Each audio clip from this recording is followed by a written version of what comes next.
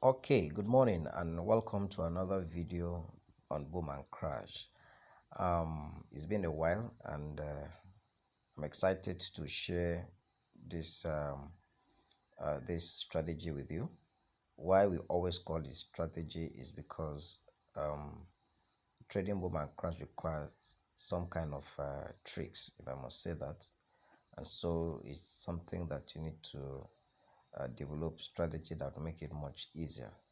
Every other strategy I have put up before now, they are still validated, they are still valuable, and they are still useful. But recently, some persons have reached out to me, and if I can bring up a simple strategy, or what they call a 1 minute strategy, to help them catch spikes and the drops and all that. So I felt that okay, we can have a two-in-one situation, but if we have to do that, we're going to alter our setting a bit, and that's why this particular setting looks different. What you're seeing on my screen right now. So I'm just going to share with us how to use this strategy to trade both long term and short term. Long term in the sense that you can take a trade and leave it to run for a while, and then short term in the sense that you can also pick drops and spikes. Okay, and then you go out. So what is this about? Just two indicator setting, and then we're done. All right. So this is the Bollinger Band. What you're seeing there on the chart is the Bollinger Band, and this is RSI 14 default setting. So let's look at it. What I call this is an extension of the EEP strategy. Okay, but it's more easier in the sense that the EEP strategy was exclusively for C500 and B500, but this one applies to all the crash and boom here. So you can use this one for all the crash and boom, and it requires a little technicality, which I'm going to explain as we make progress. Now, this strategy, your entry will be on 1 minute time frame for the on the aspect of scalping, and then you can use the higher time frame you want to swing. But let's look at it how it works. First and foremost, I just want to show you. I still have two windows, mind you. Okay, for other settings, so but this one is just temporarily, or just to show you this in case you're interested to follow this. But I think I backtested this over and over, even with people of the back office, like and then I think we can say this, although we're going to be doing a review on it. But for now, I think it's okay to share and to bring it to your knowledge.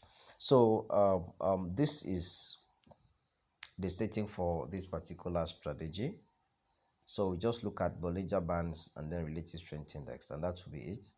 And this is period 34, deviation 1.619 or something, applied to close, and that is that. And then we use relative strength index, which is period 14, and then we'll look at the levels to be 90 and 10. Like I've always said, sometimes it's not about the setting, it's about the application, because you may likely see this um,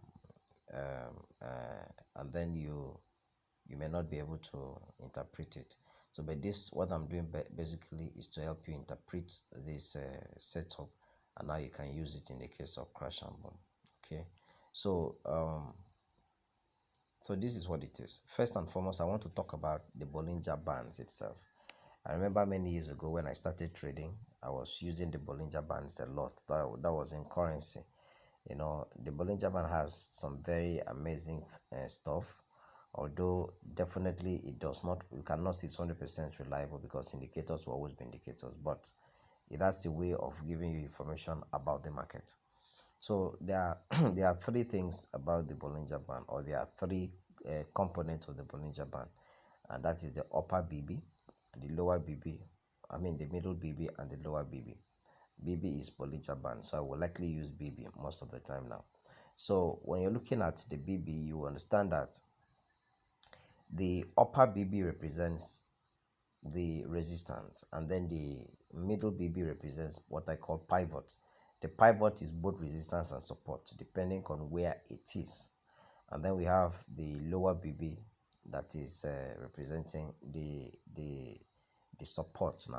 Now I want you to know that there is what we call slanty direction. For example, what you're seeing here is a slant direction. You can't call this some kind of a support, except you're going to take the support from this from the perspective of a trend line, something like that. So you can call that a support, and then it is being guided in a slanty way by the lower BB. Otherwise, if you were to go horizontally, there will not be any support like that. The BB will not be useful in this case. You get it? Although this is weekly, but this is just to let you know that the lower BB in a way represents the support. Okay, but don't rely completely on this kind of support and resistance that is offered by the BB. But it gives you an idea of most likely where a support and a resistance zone is. So, but I want to focus more on crash and boom, okay, on the entry, because why we're doing this is to give us sharp entry. The problem with trading most of the time is about entry. Anybody can easily tap a buy or tap a sell. So the biggest concern is entry. When do you make entry? Because entry is everything. If your entry is poor, definitely you will have some huge drawdown, and then you get afraid, you quit the market, or it hits your stop loss. So entry is everything. So but this strategy I'm sharing here will help your entry in some way, so that you don't have to pick entry where you're not supposed to pick entry. That's why we'll go as low as 1 minute time frame to make some certain entry. I want to say these two things now, so that I don't forget. Never underestimate the power of a higher time frame.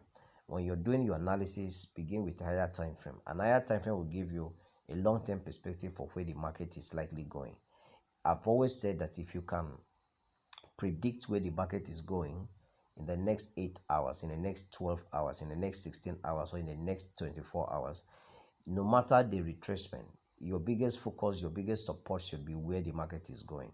So I want you to have that at the back of your mind, so that when you're making this entry, you will think that way too. Okay, the first thing to do is understand the overall trend of the market and know where the market is going on higher time frame. When there are pullbacks, you can begin to look at lower time frame to make new entries or thereabout. Okay, so now this is what I want to talk about. So first and foremost, I just hope I will see it. So I'm going to go to 1 minute time frame. Okay, first let me start by talking about the Bollinger Band. Like I've said, has 3 bands: the upper BB, the middle BB that serves as both pivot in sense that it serves as support and resistance at the same time, and then the lower BB. Now, please understand this, that the work of the Bollinger Band serves as an anchorage. What that means is that candlesticks are supposed to be formed within the Bollinger Band itself. So anytime a candle forms outside the lower Bollinger Band, like in this case, when a red candle closes outside the Bollinger Band, the lower Bollinger Band, a red candle now closes outside the lower Bollinger Band, what that means is that it will be now looking for opportunity to go back inside. It may delay, but the opportunity will be that it will go back inside, like what you're seeing before here. If you check here, when a candle closes outside the lower Bollinger Band, it has to look for a way to go back inside. Let me do this. For example, what you're seeing here, this red candle actually closed outside the Bollinger Band, but like this other one, this is what we call an extended slanting. But the point I'm trying to make, whenever it closes outside, it will look for a way to go back inside.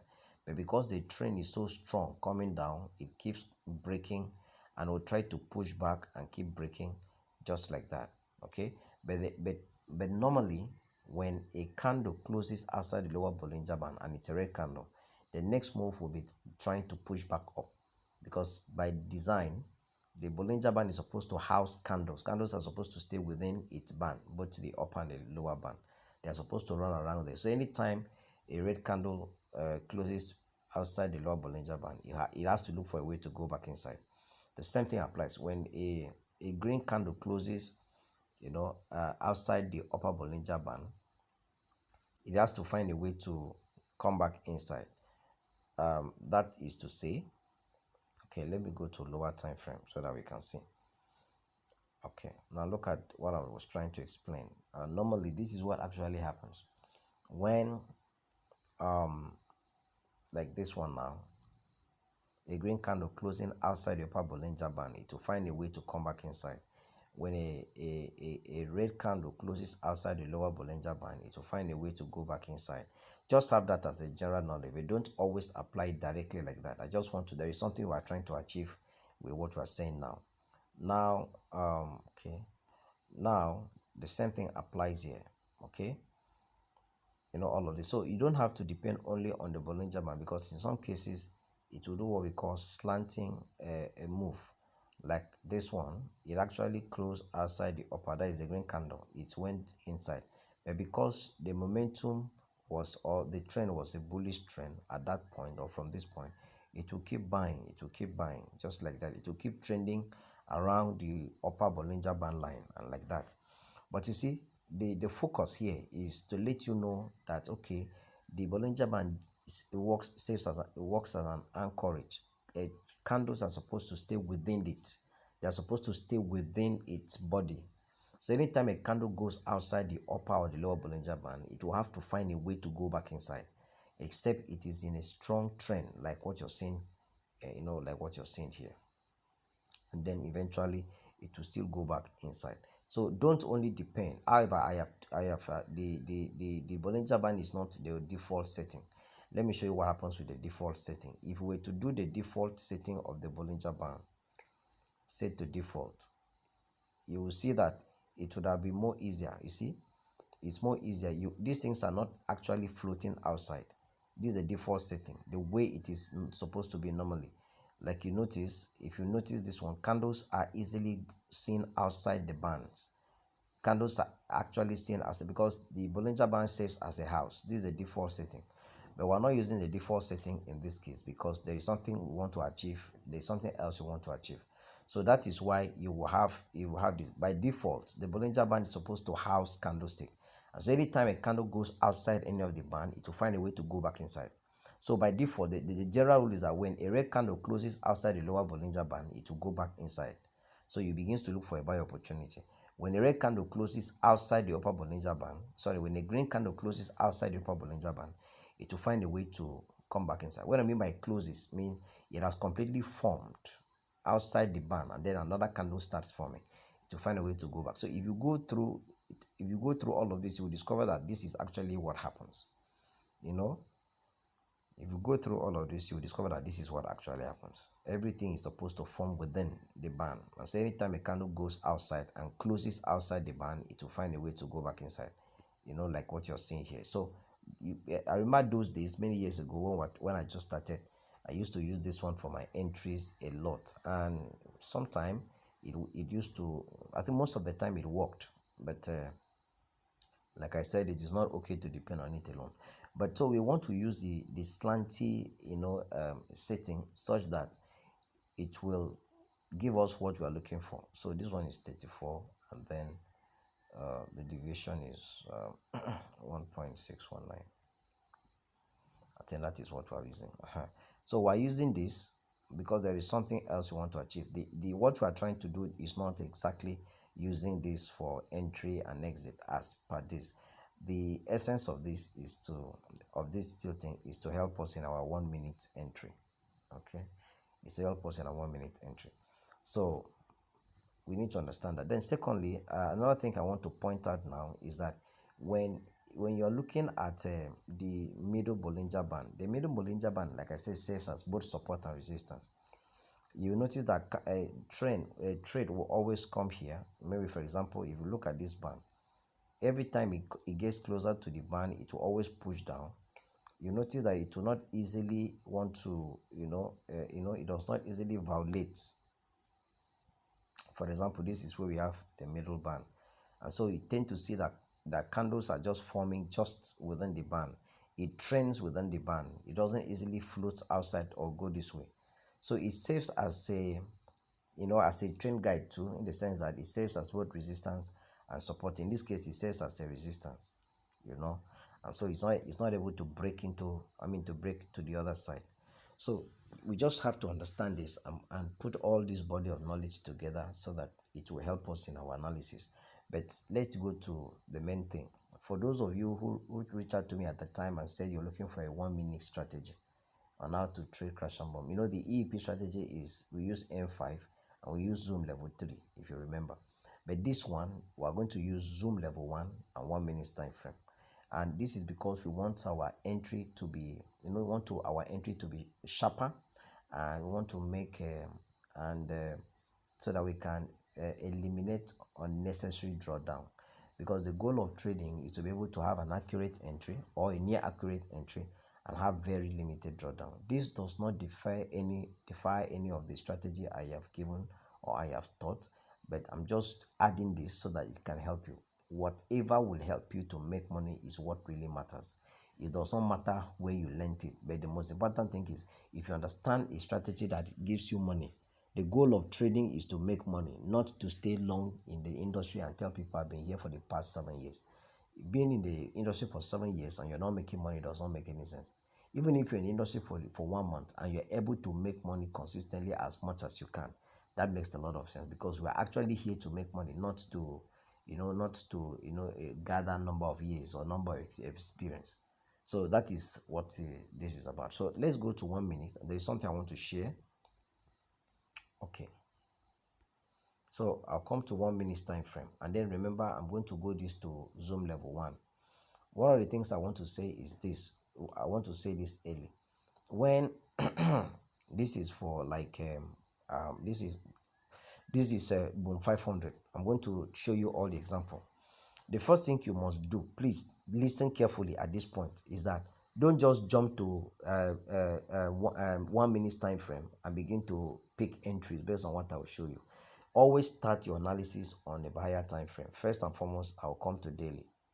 When I come to daily, I see that okay, this thing is looking as it's going to buy more. The trend at this point is bullish, so it's going to. I'm looking for more buy opportunities. However, and then like I told us that the upper Bollinger Band serves as resistance, so definitely it is expected that this. Of course, I had to put this on a flight so that messages will not be popping up. So, but this is telling me that it will likely come to 633. It will likely get there. All right. It cannot just stay here and start going back. So there are possibilities it will likely go here, maybe to form a kind of just to balance up with this one here, and then that to be around 640, or it can even pass. There are possibilities it will pass, because there's what we call BB sprouting. BB sprouting, that is a situation where the Bollinger Band, upper Bollinger Band, is opening up for more direction. Like for example, if you check this upper Bollinger Band here, you will notice that it's not forming an inclusion, rather it is trying to open up. Look at it. So sometimes when you see that, we call it sprouting, BB sprouting, it will open up and try to keep going up, telling you that there is more opportunity to the upside. So with that, or whatever means you want to use to determine the trend, which of course I have told us, you can make use of 48 SMA here to help you know the trending direction, or maybe 200 EMA as well. So the point is, if you know that this trend is actually going to buy, because look at what it is, you know that actually that this is actually an impulsive move, there's going to be correction. So you wait for the correction to finish. Maybe you have to go and wait at a lower time frame for the correction to finish, so that you can make a sharp entry. So when you know that the major trend is either a buy or a sell, that is the first thing you need to do. So let us say boom 500 major trend is a buy. What we are going to be looking for is going to be the retracement to make a good entry, and that will be done in M1. So we can now jump from here and go to M1. We can now jump from here and go to M1.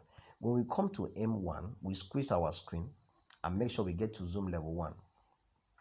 Remember, RSI is at 14. So what I want you to understand, I want you to do is that anytime RSI is here, anytime this RSI thing is within this zone, it means forget about looking for an entry. Okay, remember we are trying to find easy entry that is good enough. So at this point where this thing is within this region like this, forget about looking for entry. It will not work. So what you need to do is, these are the kind of thing you should be looking out for. Those kind of sharp, move. That is one. Anytime you see this is that thing here. It means that it will move. And let me tell you what this means. Please, I want you to follow me closely. If, for example, I notice that my RSI is here. Look at, every time this thing gets here, it will move. It will move. Always look at, make your entry on boom whenever the RSI is at 10 or is at touching 10 or close to 10. Like this one here, this is that one. This one here, this is this one. This one here, this is this one. So every time it will always come to that point, provided you know that the trend is a buy naturally or generally. This is like retracement point. So it's telling you that the retracement has come to an end, and sometime it will give you a push. So I call this one extensive exhaustion point extended, if I'm permitted to say that, because this, our EEP was basically based on 5 minutes time frame, and we had reasons for using that. But this one is 1 minute. Now let me help you understand something, because like I said, trading is about being smart and being sharp enough. So let's assume that you pick this trade here, you pick a buy here. As soon as you saw this, the first thing is not what happens at the chart, it's what happens with the RSI.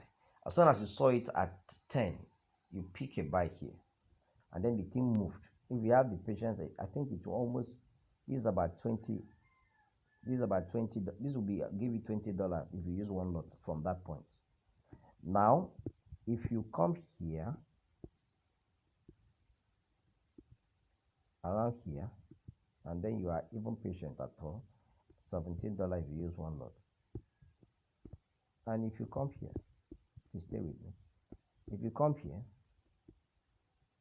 and then it moves to this point, that's about 64. So you make $64 that way if you use one lot. Now the idea here is not to use how do we call it, small lot. It's just to use a little reasonable lot, provided you don't stretch your equity or you don't stretch your account. And then it spikes 1 or 2 times, you go. And in fact, it's for a sharp entry. You can even make the entry and leave it to go up, provided you know that you are actually in line with the major trend. Don't forget that you are not against the trend. Let me show you something. So this thing can go over and over again, provided, like what you're seeing here, if you understand the major trend, if this is actually the major trend, every time you will see RSI at 10 for boom, if boom is a buy, and you come to 1 minute time frame, and you know that the dominant trend direction, that is the major trend, is a buy for boom, both 500 and 1000. Every time you come to M1 and you find RSI at 10, please, that's an entry. That's a new entry. That's a new entry. It means there was a retracement and it's going to go back up again. So that's your entry. It's going to be more, you're going to have a very sharp entry from that point. Okay, that's what I'm trying to explain. So don't do this neglecting to understand or to determine the major trend. If you do this in alignment with the major trend, you will be in profit most of the time. Let me take us to crash 1000, because there is a clear example of what I want to share in crash 1000. Now crash 1000 has been on a bull run for, I think, for some days now. Now it has been on a bull run. Now if you look at it, this is 7M1. Let me go to, okay, so this is a bull run on daily. Now it has been buying, okay, and if you come to weekly, it's likely buying. I think it has gotten to the middle Bollinger Band. Now this is a bullish trend, but even at that, when I share this strategy with the people at the back office, even at that, you know, all these little drops, you see the drop is not strong. It will go up for a while, it will drop at every point where you saw this. You know, every point where this happened, there was a drop, because this means an extension, that this extension is exhausted. What you see here is exhaustion. What you are seeing here is exhaustion, that I've been stretching for long, I'm exhausted, so let me just breathe and then continue the journey. So but then you will still catch some of those drops, but they are going to be insignificant. That's why when you are against the trend, hear me, when you catch, if you enter at when this thing is at 90, that is RSI, for crash it must be at 90. Now that's not the only condition for entry. Before you make an entry, you will look at this RSI reading. this reading right now is at 54.74. It's frozen anyway. For you to make an entry, this one must get to 99. Please take note. This RSI reading must get to 99. That is for crashes. 99 before you can place an entry, because from 99 it's getting towards 100 before it drops. If it is for boom, this reading must be close to 1 point something, getting towards 0.00 for you to make an entry for boom. That is how this thing works. Now, but my advice is, when you're going against the trend and this thing is at 90, you can just place one position. As soon as it drops, you close, because you're actually against the trend. Mind you, you can also be buying if you know what you're doing, and only be picking the drops, and then your buy still stays with you. Now, apart from that, if this thing is on a sell trend, let's look at C500. I think C500 has been selling. C500 has been selling, and so it will be easy to explain. If the major trend is a sell, my dear, when you are actually seeing like what is happening here, it's a sell trend. It's been selling for long now, for some time now. Now, if you know that the trend, the sell is going to continue, all right, that the sell is going to continue, or that it's actually on the sell trend, you have to come to M1. Every time you see this thing at 90, actually this thing actually crashed to this point. It's because I froze this. This actually dropped to this point. This is actually where it is currently also. So, but every time you see this, this, since the overall trend is a sell, and you see this, you are privileged to see this at this point, or at this point. Just make a sell entry. It will be better that way, because actually you are not against the trend. So it will drop very well on you, and you make some good catch. Take note, this is 1 minute time frame. I'm not saying you should use 5 minutes. Okay. So let's go through some of them again. If you check, every time this thing got to this point, it will definitely drop. Every time it got to that 90, sometimes it doesn't even get there, it will drop massively and keep dropping. Why is it dropping that heavy? I may not even give you opportunity to make some entry. Is because the trend is a sell. So you stand a lot of advantage when you are not opposing the major trend. But if you're opposing the major trend, what is my recommendation? Just pick one entry. After the drop, no matter the amount of money it gives you, you go away, because after that drop, it will continue to push up again. So if you place that trade and you go to sleep, or you forget about it, you'll be shocked that it will still, you may be in small profit or even some good profit, but it will go back again and continue the direction it was going. So in this kind of situation, you don't fight against the trend. However, you can also use higher time frame to buy. Higher time frame to buy. What do I mean? You can use higher time frame to make your entry. And like I said before, don't forget what I've talked about. I've talked about divergence. I've talked about hidden divergence. Like in this case, like I told you, that the middle Bollinger Band serves as what? A pivot. That is a point of turning, a point at which a market may decide to turn. And that is because the middle Bollinger Band serves as both resistance and support. Now, if you look at what is happening here, you notice that after this thing moved up, it got to the middle Bollinger Band, it started dropping. It went back to the middle Bollinger Band, it started dropping. It's just like that. So the middle Bollinger Band will always give you clear entry. So when you are also buying, make sure that as you are buying, as it gets towards the middle Bollinger Band, take your profit, because definitely there may be serious reactions at the middle Bollinger Band. So the Bollinger Band can guide you, so that you know how long you can hold your trade, or for how long. And anytime it breaks above the middle Bollinger Band, it will always attempt to touch the upper Bollinger Band. That is always the case. If it breaks above the lower Bollinger Band, it will try all possible best to get to the upper Bollinger Band. That's the relationship.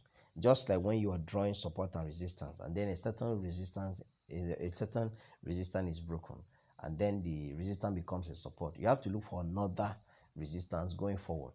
So these are how this thing works. So if the middle Bollinger Band is broken and retested or something, or kind of close above the middle Bollinger Band, it will attempt to go to the upper Bollinger Band. So this is one of the guides also when you're using a higher time frame to trade. Keep your eyes on the middle Bollinger Band. It's very important. So let me just summarize this. Okay. First and foremost, this does not neglect every other strategy. Like I've always said, The boom and crash is an instrument that you need to use strategy because of the constant change of algorithm in the whole of the structure. So you have to keep developing and keep searching out for things that will make it more easier. However, this does not mean that this strategy now is superior to other ones. Whatever you will understand, whatever will be easier for you, whatever will make easy money for you is what really matters. There are people who may not like this. There are people who may not even want to leave whatever that is working for them. But you can just try this out, okay? And so that is what this is about. The focus here is 1 minute. But before the 1 minute, which is for entry, make sure that you know the major trend so that you will not be making unnecessary opposition on the trend. Okay, so that is that for this strategy. Let me do that one more time. After understanding the major time frame, please listen carefully. Make sure that the RSI before you pick this trade is at least at 99. This is for crash, 99. If it is for boom, it must be at 1 getting to 0. It must be at 1 point something getting to 0 for you to pick a buy entry. And just exercise a little bit of patience. Sometimes maximum in this case maybe 3 to 5 minutes, and then the thing will start crashing down or start spiking up. When you've gotten some reasonable amount of money, you just go away. The goal is to be consistently profitable, even though it's small. Just be doing it little by little. And so that is what it is. I just want to use opportunity to let you know that God helping us, we're going to start our challenge again every Saturday. We're going to be doing our corporate trading, our team trading every Saturday going forward. From this particular Saturday, we're going to start. All the groups have to be engaged again. So please, I want us to practice this. Check this out for yourself. I'm going to be using this strategy to call trades for all of us so that you will get to see what I mean. By that way, you get to learn. So I'm going to be the one leading and calling the trades using this particular strategy just for quick catch, just like what we used to do with the EEP Saturday challenge before now. So we need to get back. I know that a lot of persons have been discouraged. You're not maybe getting it. Well, you need to put in a lot of patience sometime, because if we can spend many years in our respective courses while we're in school to study to become something, how much more trading that is going to give you money? So I think patience is important. It's important in this aspect or in this industry, and then you just persevere. I want to wish you well, and thank you very much for listening. Thank you very much for still staying. Thank you very much for watching the videos and asking questions. Please, if you have any challenge or what I have just shared here, you can ask your question. I'll try to explain further. Just let me see your comment and all of that. So we're starting the challenge in the groups on Saturday. Thank you very much, everybody, and God bless you. My name remains Michael Lessian, and I truly care about you. I want you to succeed as much as possible. I want you also to benefit from trading, and don't give up no matter what. Thank you very much, and cheers.